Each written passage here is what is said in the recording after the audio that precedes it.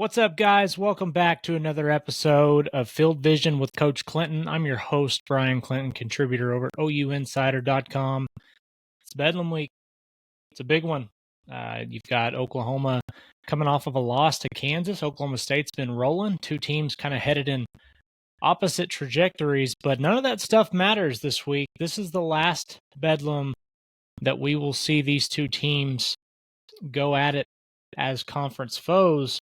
And to further that point, this may be the last Bedlam we see for quite some time. Who knows when these two teams will take the field together for the next time? So that just makes this one even more important.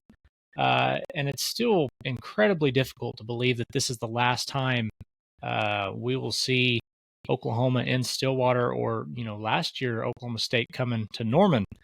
It's just weird. But that's the world we live in. That's what college football looks like now. And so this week, I've got quite a few plays for you. We're going to go over 9 offensive plays, 5 defensive plays.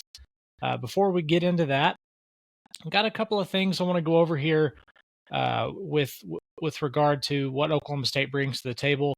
If you've done any kind of research to this point, you are fully aware of the name Ollie Gordon. Really, if you hadn't done any research on this game, you should have heard of this guy at this point. He leads the FBS. 1,087 yards rushing, 978 of those yards have come over the last 5 games. The guy's been terrific. He's averaging 8 yards a carry in Big 12 play. Got 8 touchdowns on the ground in the last 5 games. He's been going bonkers for Oklahoma State. So that's the cog. That is the key focus for Oklahoma's defense today, is to slow down Ollie Gordon. I don't know what's stopping him. I don't know what the odds of that actually happening are, but slowing him down, limiting the impact that he has on the game, that is going to be the key for Oklahoma's defense in this one. Alan Bowman, he's not really a game breaker for the Pokes. This is a guy that has seen a lot of football. He's experienced. He's got 970 pass attempts in his collegiate career. He's been at 3 different programs, and there's not a whole lot of things that this guy hasn't seen. He's gone over 200 yards in each of the past 5 games, and he's got 2 touchdowns in 4 of those 5 contests. So they've been able to be pretty balanced. Defensively, Oklahoma State has forced 10 turnovers in the last 4 games. They've done a really good job of limiting the opposing offenses inside the red zone at times. They've done a good job of forcing big turnovers, like a pick 6 against Kansas State. They picked off Jason Bean in the red zone against Kansas, and then last week they had a fumble and a pick against Cincinnati, and they won that game pretty handily. So this is a defense that I would consider opportunistic. I would not say the unit overall is good. Now their linebacker duo of Colin Oliver and Nicholas Martin is arguably the best in the Big 12. It's really, really good. I like what I've seen out of both of those guys. Martin actually is tied with Danny Stutzman for second, I believe, in tackles for loss, and he leads the Big 12 in tackles with 83 coming into the game. So this guy has been really good for them. He flies around and does a good job for the Pokes. So that's a pretty good synopsis of what you need to know going into this one. We're going to jump right into some plays here. We'll go offensive plays first. We'll do all those, and then we'll do a couple of defensive plays to finish it up here. All right, first play we're looking at here. This is the first play from scrimmage, and Oklahoma State's going to hand the ball off here. This is a split zone look. You've got a wide receiver in motion that's going to block the in-man line of scrimmage here. And Ollie Gordon, this just shows kind of like how special this guy is as far as vision goes. He doesn't go around a defender. He goes underneath the arms of a defender being blocked by the center there. And it's just incredible. I mean, you look at it, there's a end zone look that I'll have put on the video here, where you see him just cut underneath this. And I don't know that I've ever seen anything like that. This guy he finds ways to fall forward and make positive yards. And this is just one of those one of those situations. It's just an incredible play from him. Not really sure how he saw that to make it happen, but he did, and they end up picking up 11 on the play. So really good stuff from him out of the gate. Obviously getting them started off on the right foot. They go on to score on that drive. So I would say he got them started off the right way. All right, second play we're going to look at here. This is, we've got second quarter, just under 10 minutes left in the first half.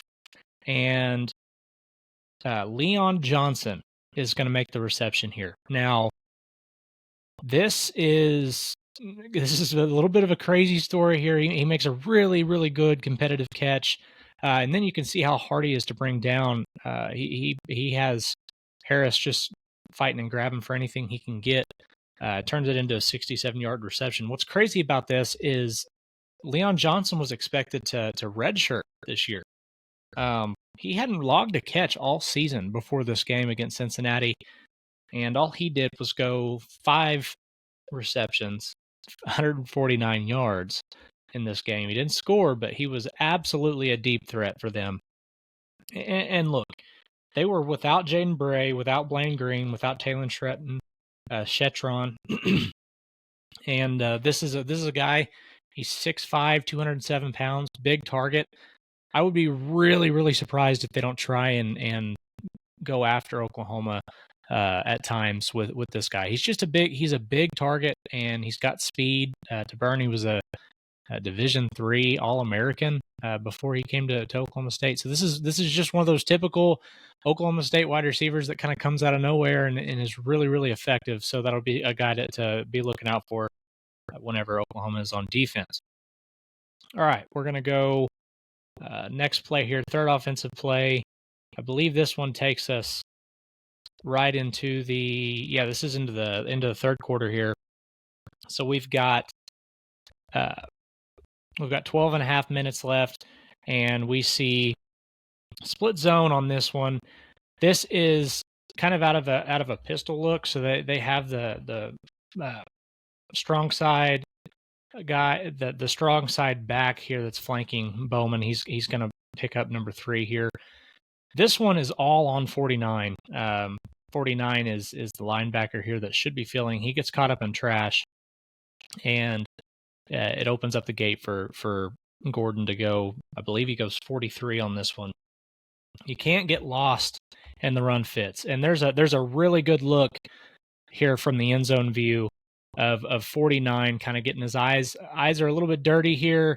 Don't really know what he's doing. I know gap integrity is a thing here, obviously, but you've got to be able to see what's happening. And he doesn't get enough of a look at Gordon, and he's able to avoid him and break off a big play. So got to be really, really good with your gap integrity, but you also need to know what's going on back there.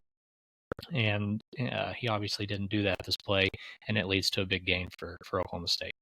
All right, let's go to the offensive play number 4. We're going to look at a pass play here. This is to Brennan Presley. It's a 21-yard reception on this one. This was a really interesting scheme that they came up with on this play. So they're going to bring Presley inside. He was your number 1 outside down there. They move him inside, and they have him run a flat route here.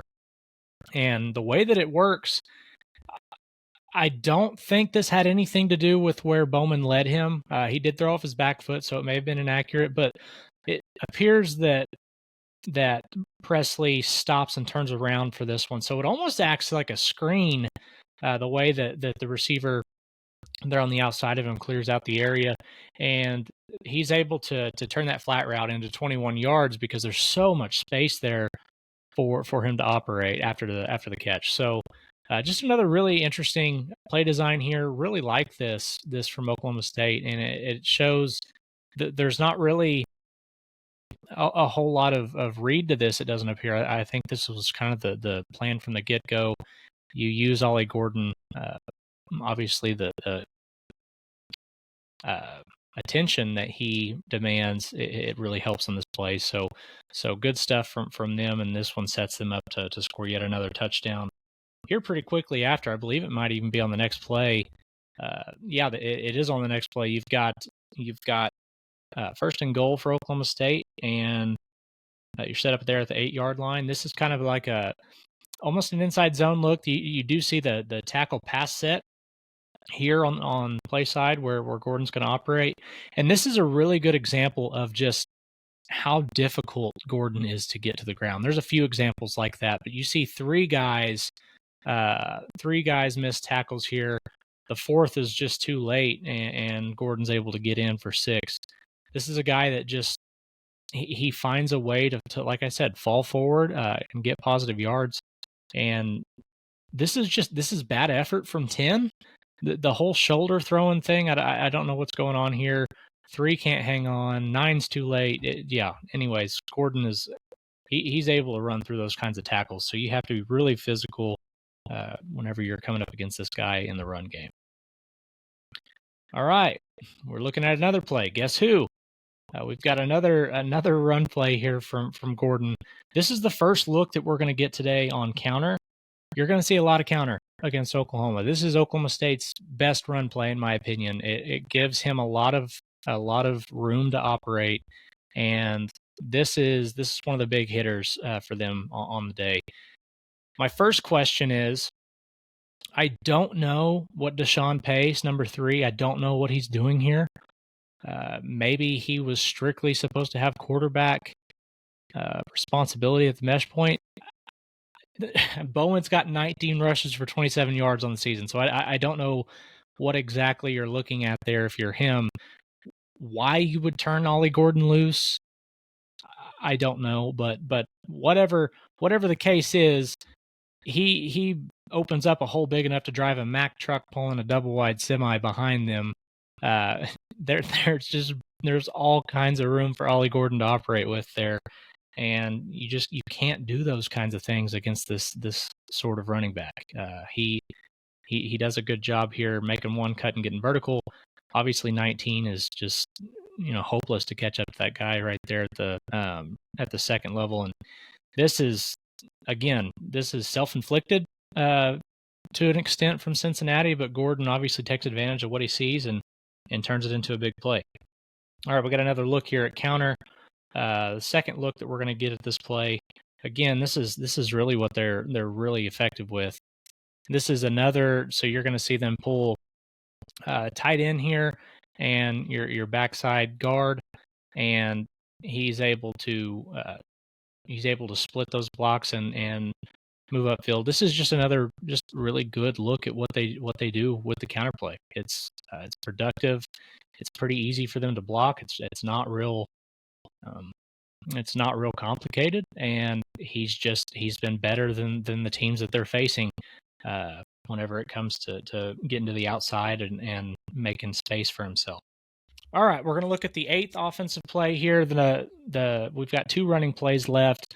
This one is going to be a split zone look, just a little different than anything I've noticed before. I haven't seen this look from anybody, and so you're going to have the backside, the weak side, tight end here up at the top of the screen. He's going to come and block down the edge, but your play side guy, he fakes inside and then runs outward. I don't know if that's just a disguise, if it's supposed to catch the eyes of 3 there, but this is played well by Cincinnati. They do a good job of playing it. They don't do a good job of tackling. It's really, really another good look at what Gordon's able to do breaking tackles. 9 has him dead to rights and just can't get him to the ground. He runs through it, and he's able to pick up a first down and on what should have been maybe a 2 or 3 yard gain. So again, these are things that you're going to have to be better. If you're Oklahoma, you're going to have to really focus on getting him to the ground the first time that you make contact with him, because he is a home run hitter that is able to make you pay for just one missed tackle. He can turn one missed tackle into a huge play. So absolutely going to have to be on your best whenever it comes to getting a guy to the ground. And then this is the final counterplay we're going to look at. This is just really well blocked by the offensive line here. This is late in the game. I think Cincinnati's kind of turned it in at this point. But still, really good look at what they're going to try and do. You see 46 get tripped up here. That's kind of your second level guy that's supposed to be there to make the tackle, and he's not available. And Gordon takes this one 75 yards. This is where he gets a really big chunk of his 271 yards on the day. So again, the guy certainly is good enough to hurt you. Oklahoma's going to have to stay focused on getting him to the ground, and that's going to be Oklahoma State's game plan. That's what's gotten them to this point is using him as a focal point and playing off of that and getting the ball to guys like Brennan Presley. And, if Oklahoma can really limit what he does, that's going to help them go a long way in terms of helping them win this football game. All right, let's look at a few defensive plays here. First one we're going to look at, this is back in the first quarter, and you get a really good look here at how Oklahoma State likes to line up. This is obviously a really condensed offensive formation from Cincinnati, but if you look here, your deep safeties, a lot of times on television broadcasts, your deepest safety is off the screen. Oklahoma State rarely has their safeties deeper than 10 yards in this game, and I've looked back at other games, and it seems to be the case there as well. I think they're trying to just keep these guys in the fits as far as the run game goes. I think they're really trying to limit what you do running the football, and it's a sound way of doing it between the tackles, but this kind of opens them up to some outside issues at times. But this one here is that we're going to see a pass play, and again, when you've got some guys with speed, this can become an issue when your safeties are playing up this high. So you see them all drop immediately, and you've got linebackers coming up to bring some pressure. Problem is, Xavier Townsend down here at the bottom of the screen is able to find some space to work with, and he ends up making his he ends up finding a soft spot in the zone back there, and he just absolutely torches them for 58 yards. And that safety depth, again, I really believe it's an interesting way that they line up, and I'm sure that it does help them with running playing against the run, but it does provide some issues whenever it comes to covering the pass. So I think that's something Oklahoma definitely can take advantage of playing down the field. Another issue that safety alignment gives you is whenever teams attack the outside, which Cincinnati's going to do here with Miles Montgomery, excuse me, you're going to see them break off a 63-yard touchdown on this one. And so issue here is number 5, Daniels. He's one of their better defenders when he's at his best. He also tends to struggle at times in space as a tackler, and you see him do that right here. Just takes a bad angle. And so I am, I'm sure that they've worked on this a lot, but it's a big issue when that's your last line of defense. And so there's going to be opportunities there in the run game on the outside. And if they don't play it better here, or if they don't play it better than they did here, it's going to be an issue for Oklahoma State. So you've got to be better on that if you're the Pokes. And again, this is something I'm positive Oklahoma is going to see on film and try and duplicate. So, all right, on this play, we are going to get a look at Nicholas Martin, their best linebacker. He's going to get the sack on this play, and they're going to bring six guys here. So you've got 3 defensive linemen, 3 linebackers coming. Colin Oliver standing up here on the line of scrimmage, and they're going to bring. They're both gonna overload. You see 4 and 1 overload this running back and make him pick a guy. I see the issue here is that we see a tackle. I believe that's Luke Kandra, 67. We see the tackle kind of get lost, and he doesn't pick up 4, and 4 comes free. But this is just kind of when they try and overload you.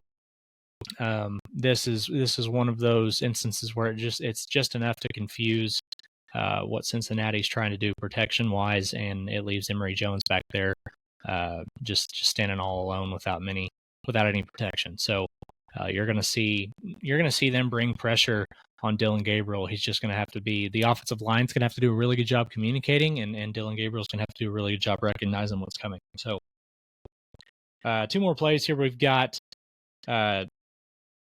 Justin Kirk. We're going to get a look at Justin Kirkland here. He's the defensive tackle for Oklahoma State, and he is listed at 6'4", 346 pounds.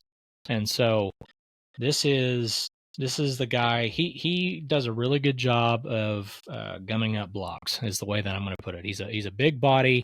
On this play in particular, you see him get hands on the center here, and he kind of gums up not just what the center wants to do, but he also gets in the way of the guard here, and he